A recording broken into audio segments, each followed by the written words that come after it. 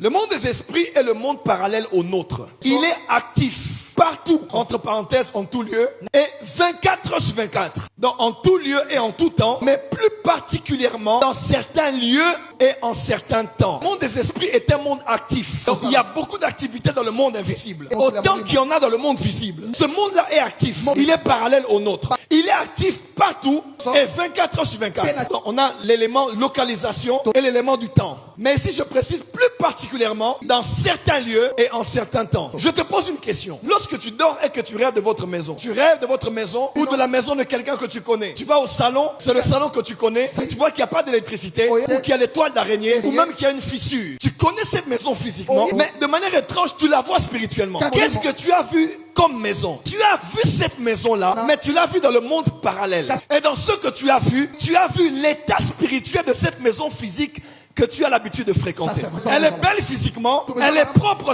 physiquement, mais Dieu te montre que dans le monde spirituel, cette maison n'a pas de lumière. La présence des araignées et la présence des esprits mauvais cachés dans certains coins de la maison. Le fait qu'il y a fissure peut parler de la division entre papa et maman ou entre les membres de la famille entre eux. Parce qu'au-delà de la maison physique, il y a un monde parallèle au physique. 2 Corinthiens 4 dit ceci, verset 16. Nous donc, nous ne regardons pas aux choses visibles, mais aux choses invisibles. Donc Paul avait en face de lui 2 mondes parallèles avec lesquels il vivait. Il savait qu'il y avait un visible et qu'il y avait un invisible. Mais il a préféré mettre l'accent sur l'invisible. Un homme spirituel, c'est quelqu'un quand il se réveille, il n'a pas conscience qu'il y a des enjeux physiques, il a conscience des enjeux spirituels. Tu rêves la nuit, que tu es sur votre avenue, tu vois des chiens, tu vois des animaux, tu vois qu'il y a la saleté. Mais la journée, l'avenue est goudronnée. Tu as vu le monde parallèle de ce qui est. On t'a révélé l'état spirituel de cette avenue matérielle que tu connais. Est-ce que tu sais que dans ta maison, il y a une maison? Et Genèse chapitre 28, Jacob se réveille le matin. Il dit, je ne savais pas que Dieu était ici. Il dit, ici, c'est Bethel. C'est la maison de Dieu, c'est la porte des cieux. Jacob a vu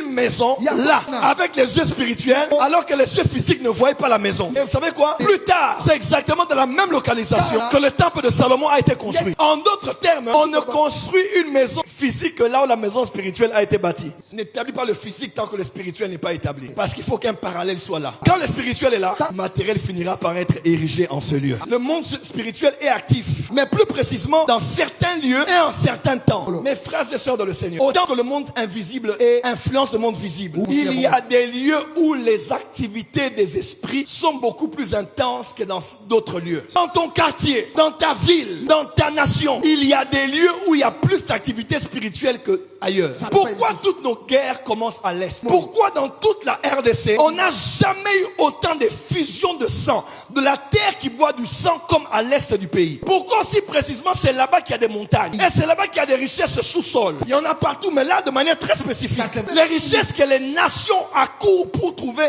des deals afin de pouvoir en bénéficier. Parce que là-bas, il y a des activités des esprits plus intenses. Est-ce que vous savez qu'autrefois, jusqu'aujourd'hui, quand les volcans sont en éruption, ce ne sont pas des légendes, et c'est vrai. Il y a des sacrifices qu'on offre de la montagne pour apaiser la montagne. Autrefois, c'est même des filles vierges que l'on jetait pour qu'il n'y ait pas éruption volcanique, afin que l'environnement ne soit pas éradiqué par les laves du volcan. Parce qu'on sait que là-bas dans le volcan, il y a des esprits. Il y a les lieux où les activités des esprits sont plus intenses que dans d'autres lieux. Mais il y a aussi des temps particuliers où les esprits sont plus en activité que dans certains autres. Apocalypse 9, verset 13 à 15. Le 6e ange sonna de la trompette. Et j'ai entendu une voix venant des 4 cornes de l'autel d'or qui est devant Dieu et disant au 6e ange qui avait la trompette, délie les 4 anges qui sont liés sur le grand fleuve d'Euphrate. Et les 4 anges qui étaient prêts pour l'heure, pour le jour, pour le mois et l'année furent déliés afin qu'ils tuassent le tiers des hommes. Ici, on montre des activités des esprits qui ont été retenues dans un certain lieu et pour une certaine année, un certain mois, une certaine semaine, un certain jour et une certaine heure. Dans le fleuve Euphrate, là, qui existe jusqu'à aujourd'hui, au Moyen-Orient, on dit il y a 4 anges qui ont été retenus là. Tu peux aller faire une plongée, tu ne verras aucun de ces anges parce que c'est dans le plan invisible qu'ils ont été retenus. Donc il y a des esprits là.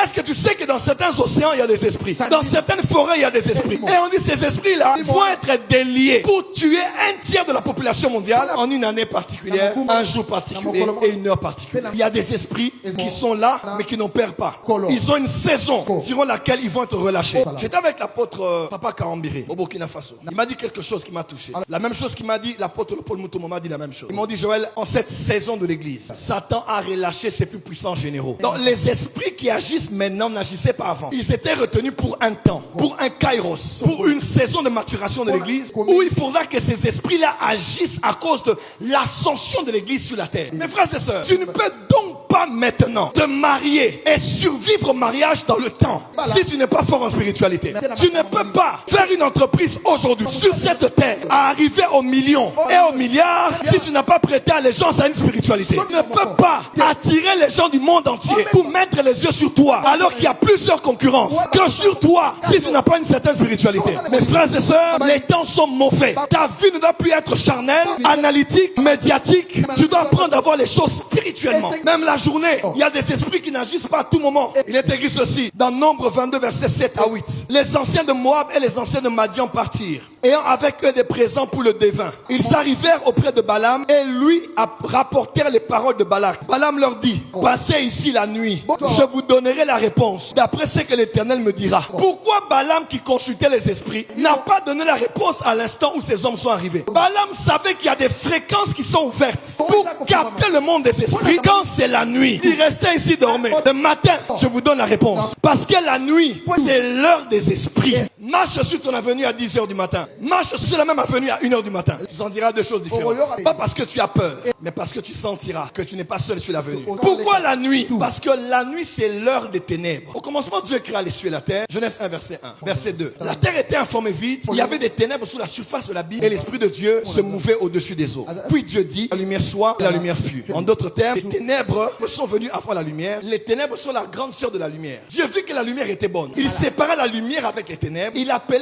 la lumière jour et les ténèbres nuit. Les ténèbres et la lumière étaient des entités. Et Dieu a choisi une partie de 24 heures qui va représenter le jour, qui va représenter la lumière qu'on appelle jour, et une partie de 24 heures qui va représenter les ténèbres qu'on appellera nuit. Voilà pourquoi la nuit, les ténèbres agissent beaucoup plus facilement parce que les ténèbres agissent dans la phase qui les représente. De travailler en plein jour parce que la nuit vient où personne ne peut travailler. Le représentant des ténèbres, c'est la nuit. C'est ainsi que les ténèbres agissent plus aisément la nuit. Regardez les clips des Américains. Même dans les loges occultes, on vous le dira. Il y a des heures spécifiques la nuit, quand les esprits opèrent. Je vous en donne deux. La première, c'est minuit, parce que c'est l'heure du transfert, c'est l'heure de la transaction. Et de deux, c'est 3 heures du matin. Pourquoi 3 heures du matin? Parce que 3 heures de la nuit est en opposition avec 3 heures de l'après-midi. Et qu'est-ce qui s'est passé à 3 heures de l'après-midi? Le Jésus qui a été crucifié à la croix a été crucifié entre 12 heures et 15 heures. C'est à 15 heures qu'il a dit, tout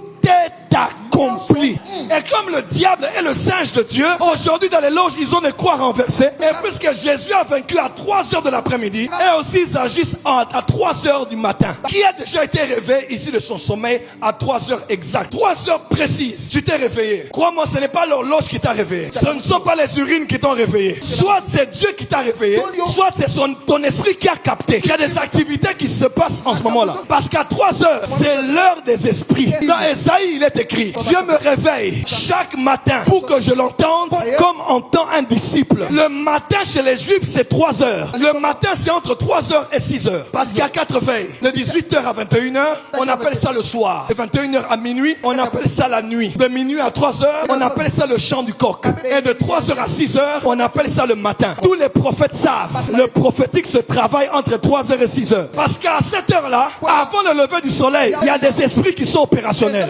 Un esprit a visité quelqu'un. L'esprit était prêt à le visiter, mais cet homme était entouré. Mais il est écrit, Jacob demeura seul. Quand il s'est mis seul, un ange est venu. L'ange attendait sa solitude. L'ange est venu, l'ange a lutté avec lui. Mais la question que je me pose, pourquoi l'ange a dit, laisse-moi partir parce que le jour se lève? Parce que je suis le genre d'esprit qui n'opère pas avec les hommes quand il y a le lever du soleil. Quand c'est la nuit, c'est là que j'opère. C'est là que je bénis. C'est là que je change le nom. Cette semaine, réveille-toi la nuit. Cette semaine, change les choses la nuit. Parce que la nuit, c'est l'heure des esprits.